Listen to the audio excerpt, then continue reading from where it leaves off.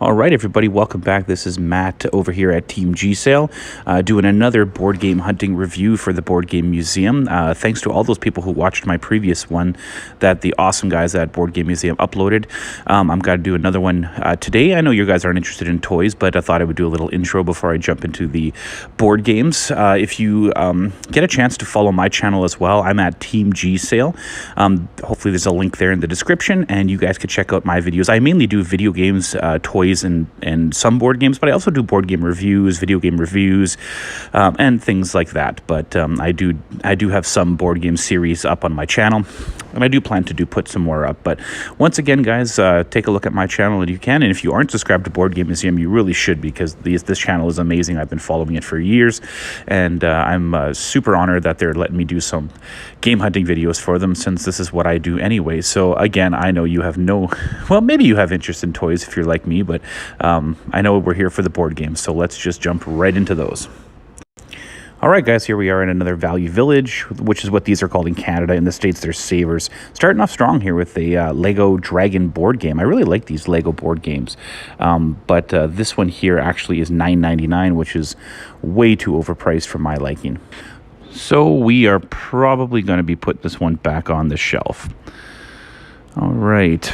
There's a lot here today, guys, so bear with me as I go through these. Comment below if you see anything that I missed here that you think is cool. Here we have Don't Spill the Beans. This is a Milton Bradley game. My son and I actually love this game. It's really fun. I hate the way these boxes are, though. They're really hard to store because they're sort of really vertical and long. But either way, I already have this game, and it doesn't really sell for much, so we're going to put this one back on the shelf. Quite a few more games here, guys, so we'll find something today, I'm sure of it. A lot of modern games, though. Barbie and Crayola stuff. Half the time those are missing all the pieces anyway, so I don't usually tend to even bother looking at them. Don't Be a Redneck. I've seen that game a ton of times. Same with Buckaroo and Cranium. These are all games that you'll find at the thrift store quite frequently. Here we have Password. This is a 15th edition, and this is a really old one as well.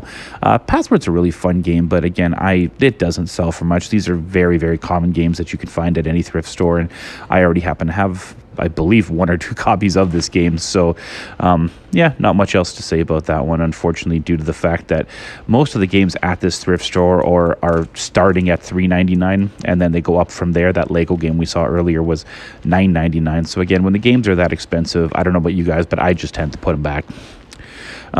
Either way, there's Aggravation, Buckaroos.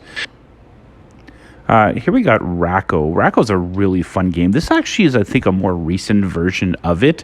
But again, doesn't sell for very much money. I think these are about, $8 to $10 games on eBay, and I already have a more vintage copy, so back on the shelf you go. All right, there's that Clue game that I had in my last video, the VCR Clue. Here we have a Chips puzzle, California Highway Patrol. You do find a lot of vintage puzzles at the thrift store, and some of them do have some value. I recently sold some Monkeys puzzles for over $100, but I have no interest in this, but kind of cool to see. We'll just put it back on the shelf there. As I said, there's Cranium Outburst. Oh, here we go. So here we have a vintage Milton Bradley Trouble. I can usually sell these at conventions for about $10 to $15. It's just a popular game that everyone plays. And there's so many rip-offs. This is actually one of the originals. So I'm going to actually pick this up because I probably can resell this here. All right. Here's another one here.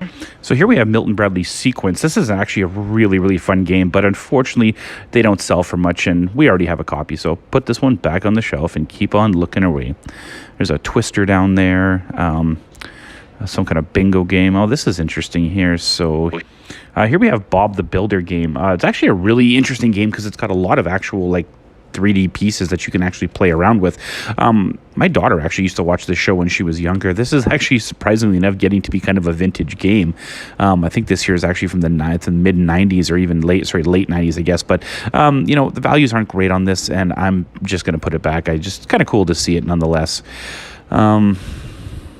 Again, a lot more games here to look at today. There's a Boggle over there, but we have that already. And there's the Newlywed game, which unfortunately I see way too often at the thrift store. Here we have Sorry. This is actually a more modern version, but I have to say, Sorry might be one of my favorite games.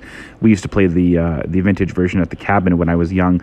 Again, don't sell for much, but if you don't have this game, I would highly recommend picking it up. But again, going to put this one back on the shelf today.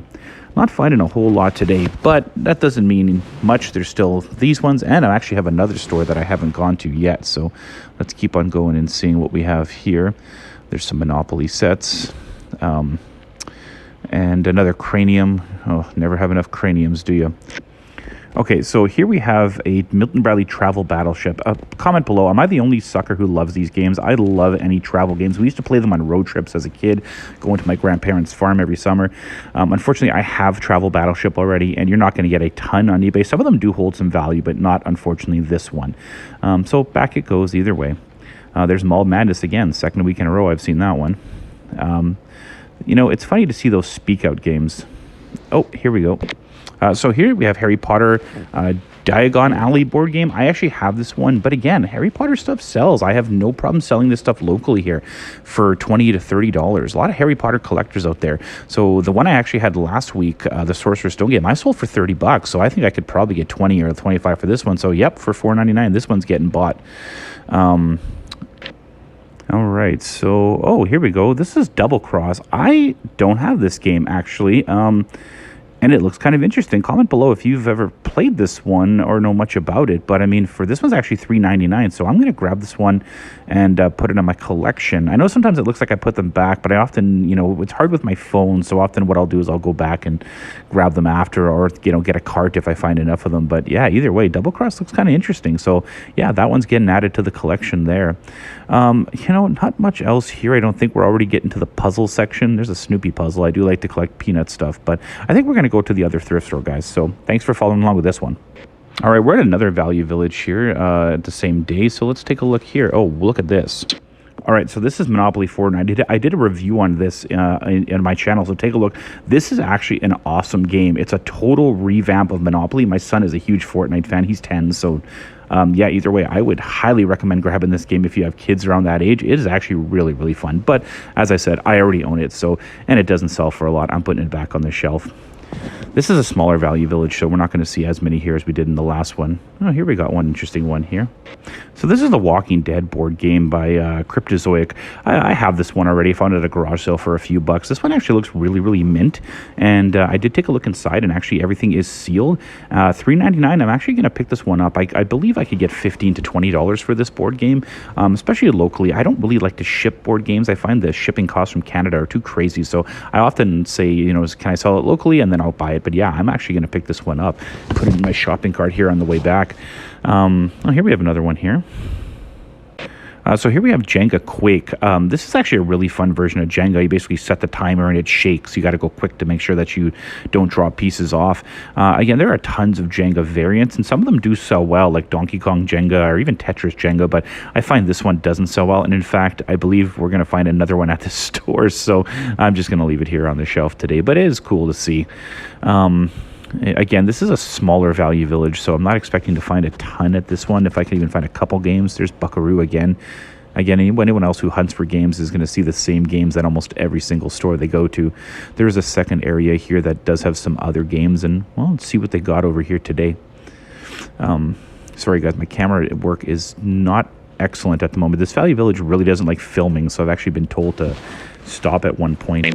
So here we have a car racing set. You're going to find these very frequently at thrift stores. Sometimes they actually have value. I've actually found ones for over $100 in the past. But this one looks, even though it looks more vintage, it looks kind of cheaper than some of the other ones out there. So I'm going to leave it here today, but kind of cool to see nonetheless. So we got other games here too. Oh, would you look at that? Jenga Tetris. I just mentioned it, and look, it happens to be here. This one happened to be $3.99, and I can usually get $15 for this one. And it happened to be complete. It actually is kind of a fun game if you do like Jenga variants. So I'm going to pick this one up and try to resell it and hopefully at least get double my profit on it. All right, so yeah, not a ton here today. There's the 80s, 90s trivia. I actually own a copy of that for myself. Here we got one here. So this is the NHL Hockey Challenge. I'm so stereotypical Canadian, but I'm a massive, massive hockey fan. I cheer for the Winnipeg Jets, the Minnesota Wild, and even the St. Louis Blues. And this is a really kind of cool vintage game. I already own it. Unfortunately, I find NHL board games really aren't hot sellers. I own a few of them, like Nhl Hockey and a couple other ones. I think I own a VHS one as well that goes with it. And but either way, it was kind of cool to see it. But we're going to leave it here in the store today.